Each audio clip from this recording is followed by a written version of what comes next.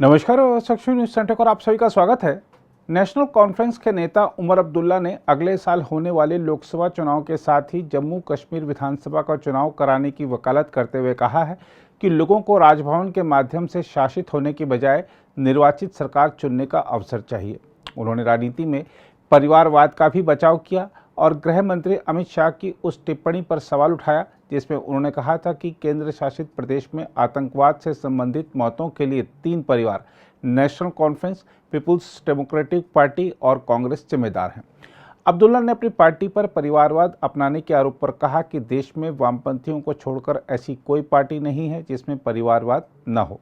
अब्दुल्ला ने कहा बीजेपी के वरिष्ठ नेताओं ने अपने बेटे बेटियों को कहीं ना कहीं समायोजित कर लिया है। फर्क सिर्फ इतना है कि हम इसे छिपाते नहीं हैं और स्वीकार कर लेते हैं। हमारी राजनीतिक पृष्ठभूमि है और हमें अपना रिपोर्ट कार्ड जनता के सामने पेश करना होगा जो या तो हमें स्वीकार करेगी या अस्वीकार करेगी। उन्होंने कहा यह लोकतंत्र है और सभी को चुनाव में भाग लेने का अधिकार है। जम्मू में की गई प्रेस कॉन्फ्रेंस के दौरान उन्होंने 370, कश्मीर में आतंकवाद और बीजेपी सरकार की नीतियों के संबंध में पूछे गए प्रश्नों पर प्रखरता से अपनी राय रखी। सुप्रीम कोर्ट में जो मरकजी हुकूमत की तरफ से जवाब वहां डाला गया, मैं उसको बड़े गौर से पढ़ रहा था और बड़ी बड़ी ऊंची ऊंची बातें हुई वहां पे। जिस तरह सुरेंद्र जी ने अपनी तकरीर में कहा, कई सारी ऐसी चीजों का जिक्र उसमें हुआ जिनका इस हुकूमत से कोई लेना देना ही नहीं। मैं हैरान हुआ जब मैंने उसमें ऐसे पावर प्रोजेक्ट्स के नाम सुने जिन पावर प्रोजेक्ट्स का संग बुनियाद मेरी हुकूमत में रखे गए थे, लेकिन उनको भी 370 और 35A के साथ जोड़ने का काम। टूरिज्म, जैसे 2019 से पहले कोई टूरिस्ट जम्मू कश्मीर आया ही नहीं। अमन, जैसे इससे पहले जम्मू कश्मीर में कभी कोई अमन था ही नहीं। अरे जहां पे आप दावा कर रहे हो वहां पे इस चीज का भी जवाब दो कि वो नए इलाके कैसे मिलिटेंसी के शिकार हुए। अब पुंछ में जिस तरह के हमले देखने को मिले, रजौरी में जिस तरह के हमले देखने को मिले, अरे उसका भी जिक्र करते आप। सुप्रीम कोर्ट केस जो आपने फाइल किया उस पर क्यों खामोश? जो लगातार एक के बाद एक पिछले 1-2 साल में माइनॉरिटीज को निशाना बनाया गया कश्मीर में, जो कई सालों से हमने नहीं देखा, उसका जिक्र क्यों नहीं किया आपने? उस पे खामोश क्यों? जिस G20 का आप थकते नहीं हो ढंढोरा पीटने में, उसके साथ ये भी कहते ना कि उस मीटिंग को वहां करने के लिए आपने श्रीनगर के लोगों को घर में कैद रखा।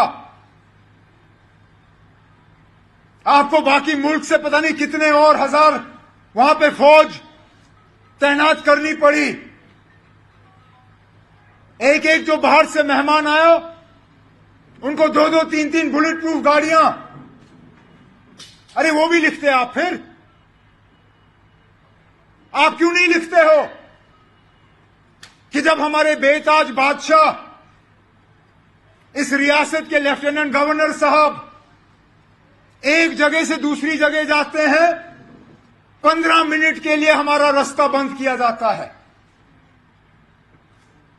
मुझे याद है जब मैं घर से सेक्रेटेरिएट जाता था,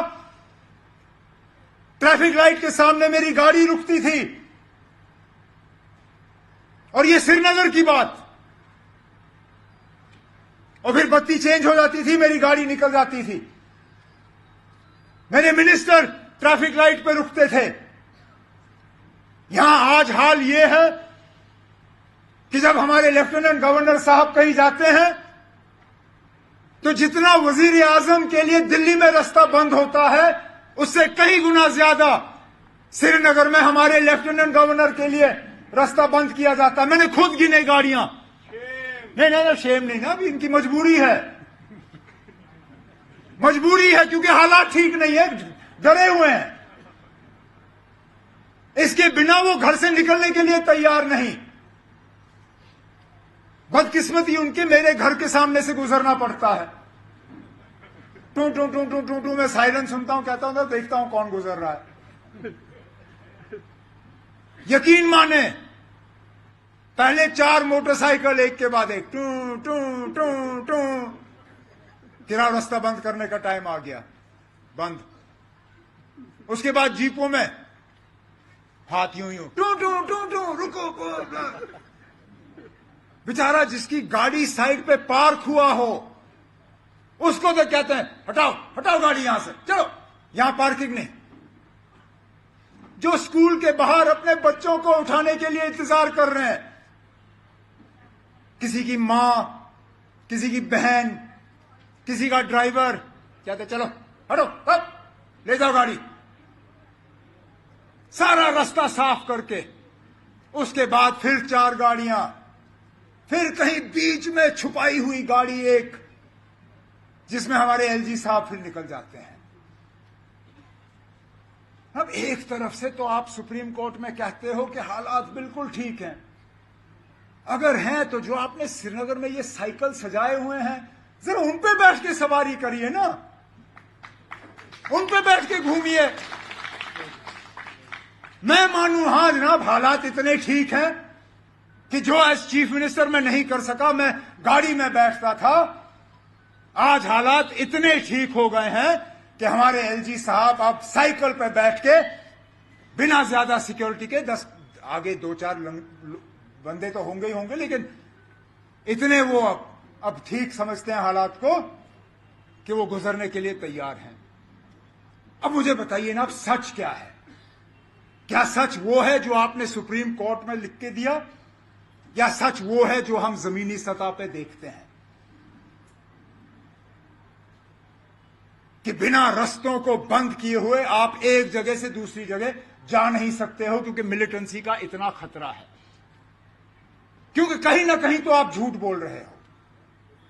या तो ये रास्ता बंद करने का सिर्फ आपको शौक है, इसकी जरूरत नहीं है लेकिन आपको शौक हो गया तो आप कर रहे हो, या हालात इतने खराब हैं कि ये रास्ता बंद करना आपकी मजबूरी है।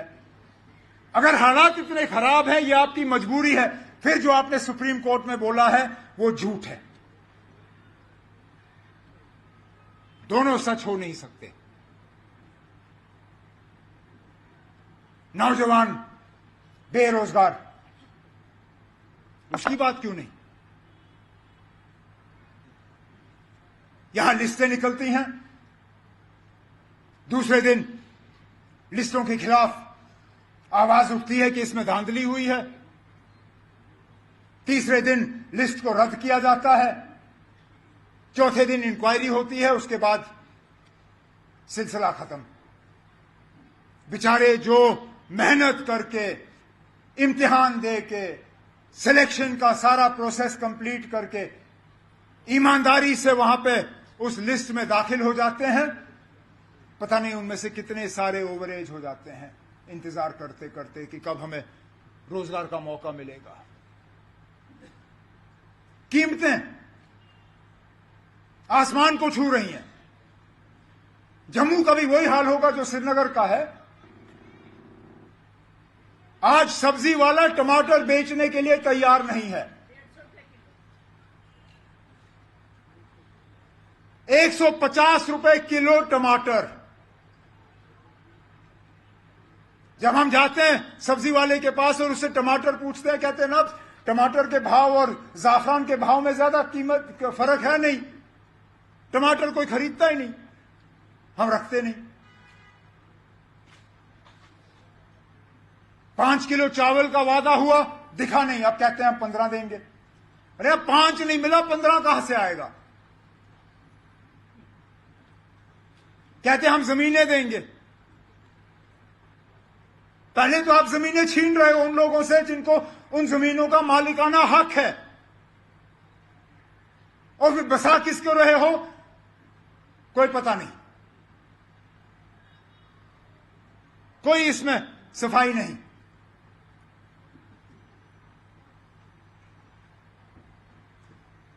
तभी तो ये लोग परेशान हो जाते हैं जब कोई सियासी थोड़ी सी गर्मा गर्मी हो जाती है।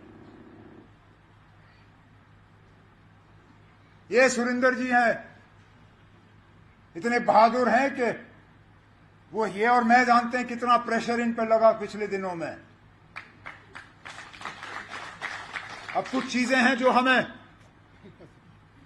अपने आप में के मतलब रखनी है, लेकिन आप अंदाजा नहीं कर सकते हो कहां कहां से इसको दबाव आया। मैं कहता हूं वो लोग अगर इस रियासत को चलाने में इतनी मेहनत करते, जितनी मेहनत इन्होंने इसको रोकने पे की, अरे यहां तो लोग इतने मुतमईन होते, इतने खुश होते कि किसी और चीज की जरूरत ही नहीं होती। अरे किन किन ओहदों पे वो लोग बैठे हैं जिन्होंने इनको पकड़ने की कोशिश की, कितने अफसर इनके पीछे लगाए। मैं इन अफसरों से कहता हूं ना, जरा सा शर्म तो करो। आप लोग सरकारी मुलाजिम हो, आपको हर हुकूमत के साथ काम करना है। ये लोग आज हैं, हमेशा के लिए नहीं होंगे। नहीं, मत करो, हमेशा के लिए नहीं होंगे। और मैं मानता अगर आपको अगले 6 महीने आप इन्हीं का साथ देते देते रिटायर हो जाओ, लेकिन वो लोग जिनको आगे 15-15, 20-20 साल का सर्विस है, कम से कम उस सर्विस का तो लिहाज करो। अपनी नौकरी के साथ इंसाफ करो, वफा करो। आपका काम नहीं है सियासत में पढ़ना, वो सियासतदानों का काम है। कौन आता है, कौन जाता है, तो लगता है जैसे हुकूमत का काम है तंजीमों को यहां तोड़ना और जोड़ना। हमारे साथियों को यहां से लेने में भी इन्हीं लोगों का रोल है, और जो हमें ज्वाइन करने की कोशिश, उनको रोकने में भी इन्हीं लोगों का रोल। मैं क्या बताऊं, कश्मीर से एक सीनियर एक रीजनल पार्टी से ताल्लुक रखता है वहां कश्मीर में, जाना पहचाना, हमें ज्वाइन करने की उसने मन बना लिया था। चुपचाप मुझे मिला भी, डेट भी फिक्स हुआ, और फिर इंतजामिया पीछे पड़ गई। गलती वही की कि उसी वक्त मुझे उसको पकड़ना था, हार पहना के उसकी तस्वीर लेके पूरे बाजार में बेचना था मैंने। अब मैं भी बेवकूफ, बंदा सीख जाता है इसी तरह। मैंने कहा कोई बात नहीं ना, आप जाओ अपने वर्करों को तैयार कर लो, हम कर लेंगे फंक्शन 10-15 दिन के बाद। उन 10-15 दिनों में इतना प्रेशर। अच्छा, बीजेपी का वो है नहीं, लेकिन सबसे ज्यादा फोन अगर उसको आए तो बीजेपी वालों के आए। आप नहीं जा सकते हो, हम आपकी बात आपको इससे कराएंगे, आपकी बात उससे कराएंगे, आप दिल्ली आओ, आपकी मीटिंग हम फलाने से कराएंगे। भाई ठेकेदार था, कहा तुम्हारे भाई के हम ठेके कैंसिल करेंगे। उसने हाथ जोड़े, कहा ना अब गलती हो गई, कान पकड़ता हूं, जहां हूं बैठूंगा, दिल नहीं लगता है लेकिन नहीं जाऊंगा। ये हुकूमत कर रही है, इसीलिए तो लोग परेशान हैं। और बिल्कुल सही कहा सुरेंद्र जी ने, जो मैं कहने जा रहा था। अगर सारा कुछ ठीक है, अगर हम लोग किसी काम के नहीं, हम नालायक हैं, अगर आप कहते हो हम चोर हैं, आप कहते हो हमने हुकूमत की किसी का भला नहीं किया, आप लोगों ने 3-4 सालों में तूफान किया यहां पे, तो इलेक्शन क्यों नहीं? अरे भाई इलेक्शन क्यों नहीं? सुप्रीम कोर्ट में यह भी समझाइए कि क्यों 5 साल हो गए जम्मू कश्मीर को गवर्नर रूल के अंदर। आखिरकार क्या मजबूरी है?